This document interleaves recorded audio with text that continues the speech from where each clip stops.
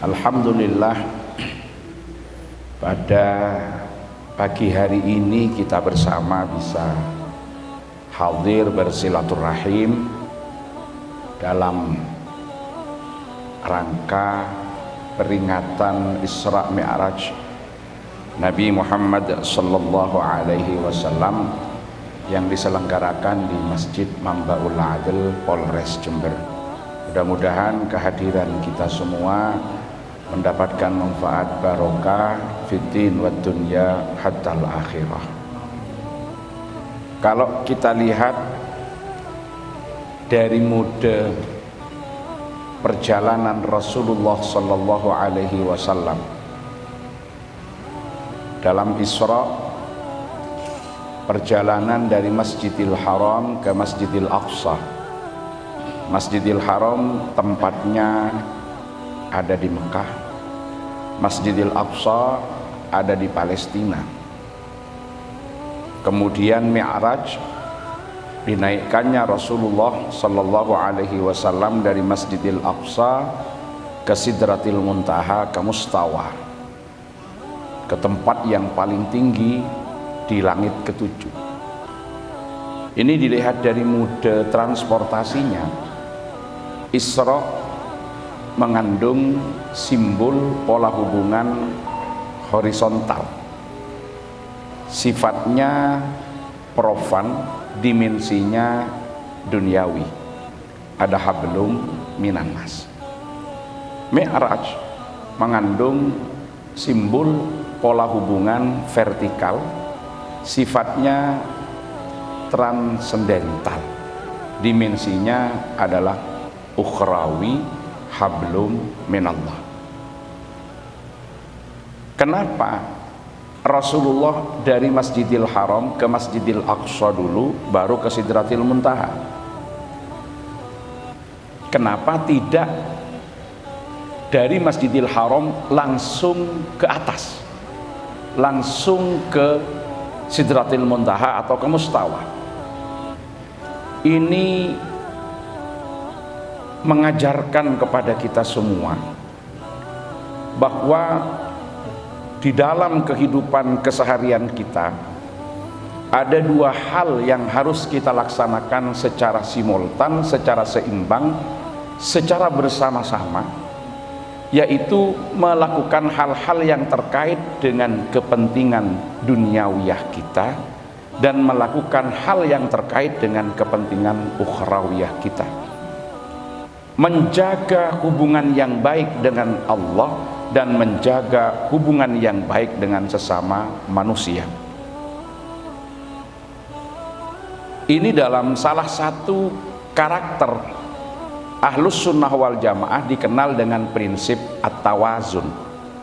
Jadi prinsip at-tawazun itu menyeimbangkan antara dimensi duniawi ukhrawi, menyeimbangkan antara hablum minallah, hablum minan nas, menyeimbangkan antara teosentris dengan antroposentris.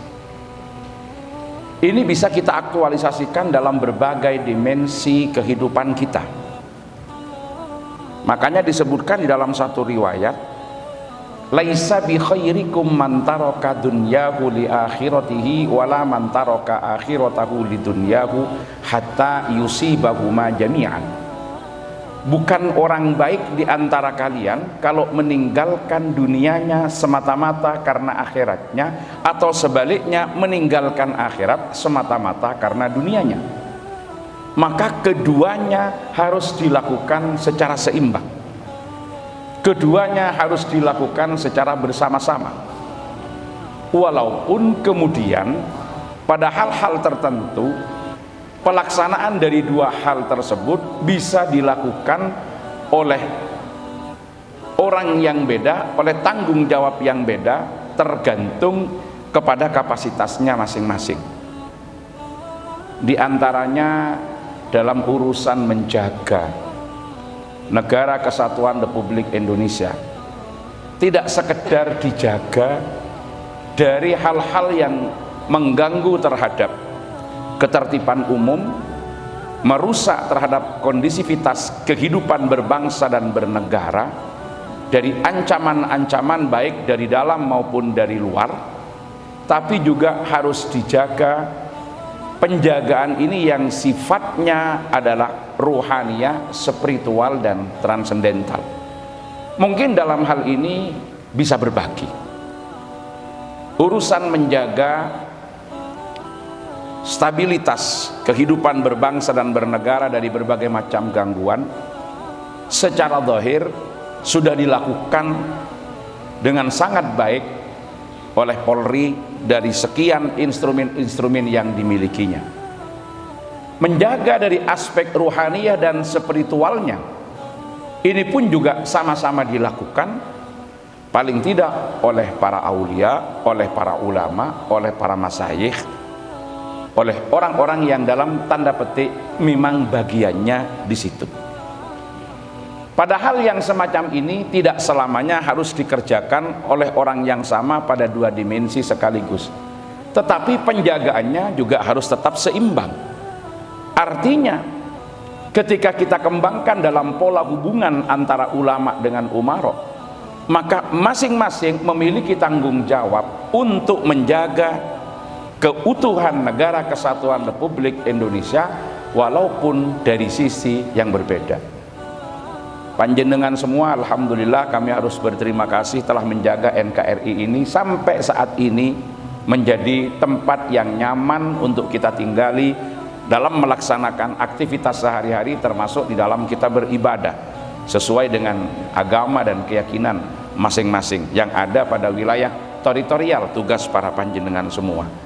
Tapi kami pun juga menjaga NKRI dengan kapasitas yang ada pada kami, menguatkan spiritual, memberikan wawasan dan pemahaman-pemahaman keagamaan tentang pentingnya mencintai tanah air, menjaga keharmonisan kehidupan umat beragama, bagaimana semuanya stabil, karena dua hal ini harus dijaga secara keseimbangan.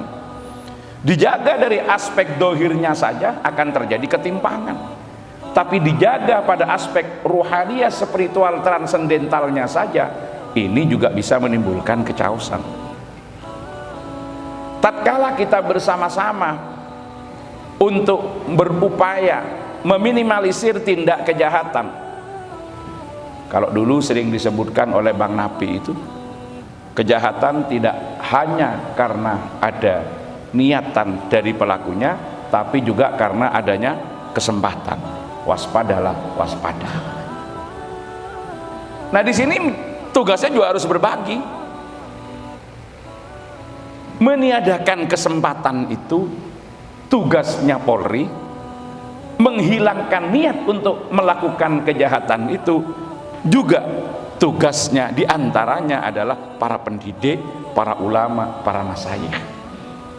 Ada kesempatan, tidak ada niatan, maka pelanggaran dan kejahatan tidak terjadi.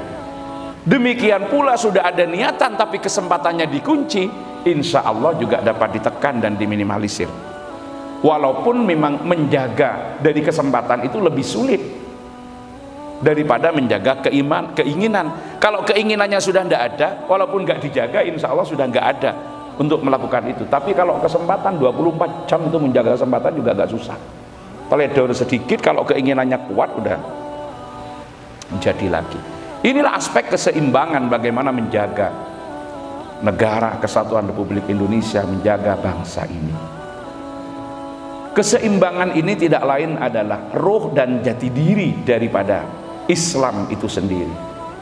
Islam ini dikenal dengan agama yang berprinsip pada keseimbangan.